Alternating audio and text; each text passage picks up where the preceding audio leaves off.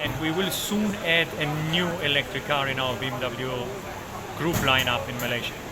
So then we have 2 cars in our model lineup. So soon is this year? Yes. Possibly this year. Possibly this year. Okay. So this year you will see a car in our model lineup which is fully electric. Can you Soon say next year. which one? No. So A hint? you have to follow the news. I think this is nothing new. It's nothing special for the BMW Group, the fully electric topic. We are into it for almost or more than 10 years already. It's actually something quite normal. We just need to introduce it now step by step to the Malaysian customer. And I think globally this is a perfect base where we can introduce electric cars, because in Malaysia we have one of the highest plug-in hybrid shares in the world. When you look at the BMW lineup. Right. And the customers are already educated in charging a car. It's pretty normal to them. And I think if we also find the right way when it comes to infrastructure together with the government to implement enough charging spots around Malaysia, I think this will really head in very fast and quick in the right direction. So what sort of things you like to see the government implement to get electric cars more acceptable? This is known. There is a need for charging stations. And if you want to change the infrastructure into a more electric one, you need to offer fueling stations. And we don't have enough right now. And in Malaysia there are a little bit more than 300 charging stations. But in order to really move forward, we would need 3,000 currently. This would be a satisfying level. So together with the other OEMs and the government, we need to speed up and ramp up the charging infrastructure very quickly now. We need to do something for the air quality, for example.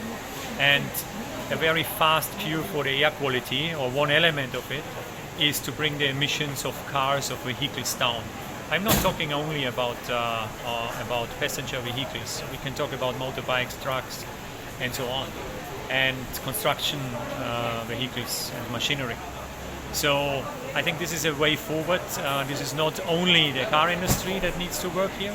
There are also other industry which are in mobility, but this is the only way forward to bring the emissions down and to make a better air quality. Okay, we're really looking forward to that We as well. electric car. Just test one at our dealers. You will be amazed The about the i3? torque. Yes. Okay. All right, we'll do that.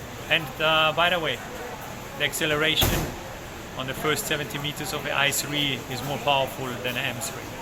Then the M3. Okay.